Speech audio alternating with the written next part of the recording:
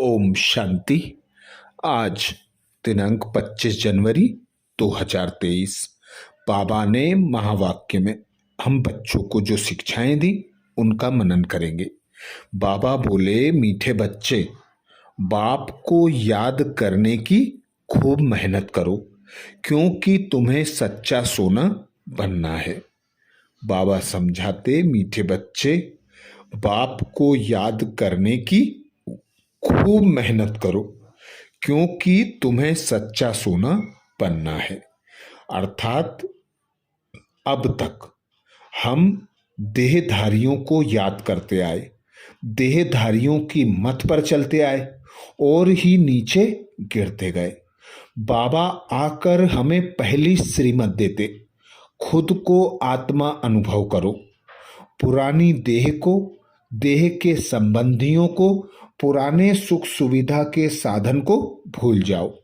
एक मुझ बाप को याद करो। मुझ बाप को याद करने से ही तुम्हारी आत्मा में जो खाद पड़ी है वह भस्म होगी, तुम सच्चा सोना बन जाओगे।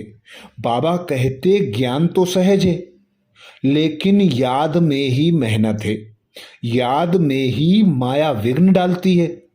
तो याद की ही मेहनत करनी है, अर्थात याद की रेस करनी है। याद से ही बाबा कहते विकर्म विनाश होंगे, तुम सच्चा सोना बन जाएंगे। इसीलिए बाबा समझाते, अब सब तमो प्रधान बन गए हैं, फिर सबको सतो प्रधान बनना है, परंतु बनेंगे वही जो कल्प पहले देवता बने होंगे, वही आकर बाप से पूरा पूरा वर्षा लेंगे। अब भक्ति कम, बाबा कहते, अगर भक्ति कम की होगी तो ज्ञान भी पूरा नहीं उठाएंगे, फिर प्रजा में नंबरवार पद पाएंगे। अच्छे जो पुरुषार्थी हैं, बाबा कहते, कदम कदम श्रीमत पर चलकर अच्छा पद पाएंगे, मैनर्स भी अच्छे धारण करेंगे, देवीय गुण धारण करेंगे। एक बाबा को याद कर सच्चे सच्चे सोना बन जाएंगे, क्योंकि सतयुग है, गोल्डन एज, सच्चा सोना। वहां माया अर्थात 5 विकार होते नहीं। तो बाबा कहते, बच्चे बाप को याद करते रहो, याद करने की बहुत मेहनत करो तो तुम सच्चा सोना बन जाएंगे। बाप समान बन बाप के साथ घर जाएंगे, फिर सतयुग नई दुनिया गोल्डन एज में पार्ट बजाने के लिए आएंगे।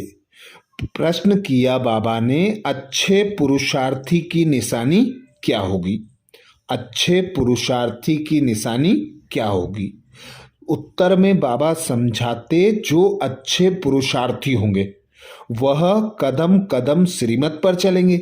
सदा श्रीमत पर चलने वाले ही बाबा कहते ऊंच पद पाते हैं। बाबा बच्चों को सदा श्रीमत पर चलने के लिए क्यों कहता? क्योंकि वही एक सच्चा सच्चा माशूक है, बाकी सब उनके आशिक हैं। एक पिता परमात्मा, ऊंचे ते ऊंचा भगवान, वही हम बच्चों को श्रीमत देकर ऊंचे ते ऊंचा बनाते, अर्थात सतयुग में जाने लायक नर से नारायण, नारी से लक्ष्मी बनाते।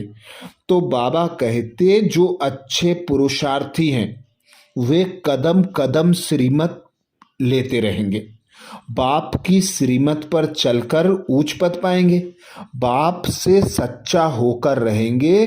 बाबा है सच्चा सच्चा माशूक, सब हैं आशिक।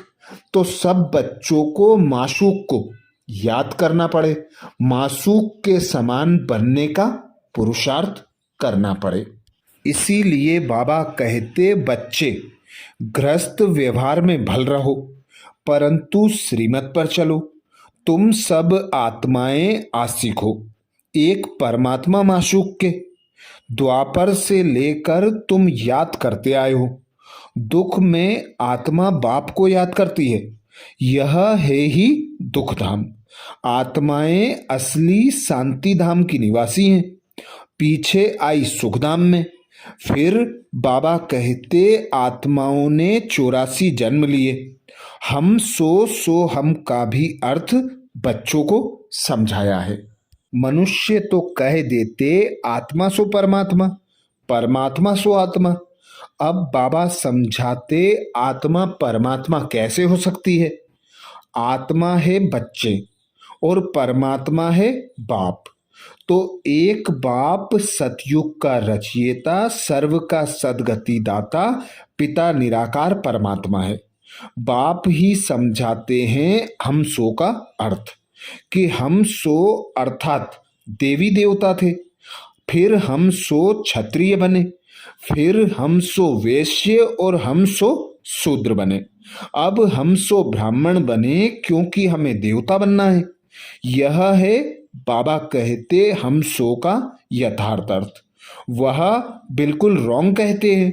बाबा कहते मनुष्य रावण की मत पर चल, कितने झूठे हो गए हैं।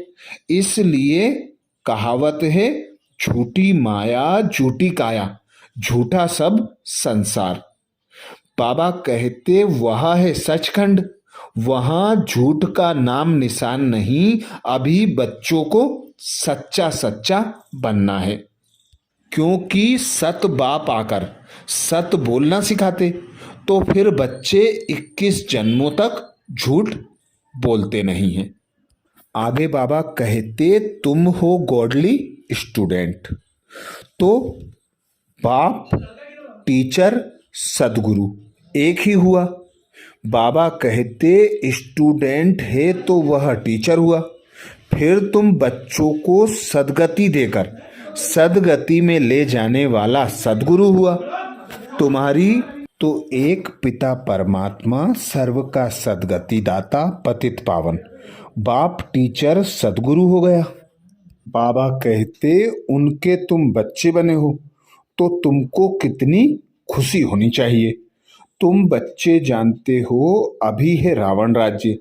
रावण भारत का सबसे बड़ा दुश्मन है। यह नॉलेज भी तुम बच्चों को नॉलेजफुल बाप से ही मिली है। वह बाप ही ज्ञान का सागर, आनंद का सागर, सुख का सागर है। ज्ञान सागर से तुम बादल भरकर फिर जाए वर्षा करते हो। ज्ञान गंगाएं तुम हो, तुम्हारी ही महिमा है। बाकी पानी की गंगा में स्नान करने से पावन कोई बनता ही नहीं। मेले गंदे पानी में स्नान करने से भी समझते हैं हम पावन बन जाएंगे। चश्मे अर्थात झरने के पानी की भी बहुत महिमा करते हैं। यह सब है भक्ति मार्ग। सतयुग त्रेता में भक्ति होती नहीं, वहां है सब संपूर्ण निर्विकारी दुनिया।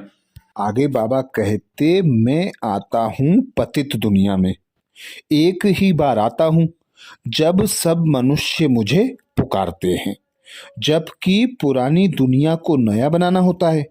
मनुष्यों को यह पता ही नहीं कि यह जो दुनिया है वह नई से पुरानी और पुराने से नई कैसे बनती है। हर चीज बाबा कहते सतो रजो तमो में जरूर आती है। मनुष्य भी ऐसे ही एक बालक पहले सतो प्रधान है, फिर युवा वृद्ध होते हैं अर्थात रजो तमो में जाते हैं। बूढ़ा शरीर होता है वह छोड़ जाकर बच्चा बनते हैं। दुनिया भी नई से पुरानी और पुराने से नई बनती है। बच्चे जानते हैं अब नई दुनिया स्थापन हो रही है। भारत ही ऊंचा था, भारत की ही महिमा अपरंपार है, क्योंकि भारत अविनाशी खंड है। यहीं सतयुग अर्थात स्वर्ग स्थापित होता है। स्वर्ग स्थापन करने वाला शिव पिता परमात्मा ऊंचे ते ऊंचा बाप भारत में ही आते हैं और ब्रह्मा तन का आधार लेकर ब्राह्मणों की के द्वारा सतयुग की स्थापना कराते हैं। वरदान दिया बाबा ने। वरदान में बाबा कहते विशेषता देखने का चश्मा पहन, संबंध संपर्क में आने वाले विश्व परिवर्तक भव। विशेषता देखने का चश्मा पहन, संबंध संपर्क में आने वाले विश्व परिवर्तक भाव। अर्थात बाबा सदा हम बच्चों से कहते गुणग्राही बनो, होली हंस बनो, बगुलों की दुनिया में रहते भी रत्न चुगने वाले हंस बनो, कलयुग पतित दुनिया में रावण राज्य में रहते हुए भी विशेषताओं को देखकर विशेषताएं ग्रहण कर विशेष आत्मा बनो। तो बाबा सदा कहते खुद के संस्कार ऐसे मोल्ड हों जो किसी के भी संस्कारों को संभालो, और खुद के संस्कारों का उन पर प्रभाव डालकर उन्हें परिवर्तन करो, क्योंकि आप बच्चे विश्व परिवर्तक बने हो। विश्व परिवर्तन के निमित्त बाबा ने हमें बनाया है। तो बाबा कहते विशेषता रूपी चश्मा पहन लो, हर व्यक्ति के संबंध संपर्क में आते उनकी विशेषताओं को देखो, गुणों को ग्रहण करो, निर्गुणों को अर्थात अवगुणों को छोड़ते जाओ। तो बाबा कहते जहां भी जैसी परिस्थिति हो उन पर अपना प्रभाव डालकर उनका परिवर्तन कर दो। तो जो विशेष आत्माएं होती हैं वे औरों के गुणों को देखती हैं, विशेषताओं को देखती हैं और गुणग्राही बनकर गुणवान बन जाती हैं। और जो आत्माएं परवश हैं, पतित हैं, दुखी हैं, अशांत हैं, उन्हें अपने गुण ज्ञान तथा शक्तियों से परिवर्तन कर देती हैं। इसीलिए बाबा कहते एक दो के साथ संबंध संपर्क में आते हर एक की विशेषता को देखो, विशेषता देखने की ही दृष्टि धारण करो। जैसे आजकल का फैशन और मजबूरी चश्मे की है, तो विशेषता देखने वाला चश्मा पहनो, दूसरा कुछ दिखाई ना दे। जैसे लाल चश्मा पहन लो तो हरा भी लाल दिखाई देता है।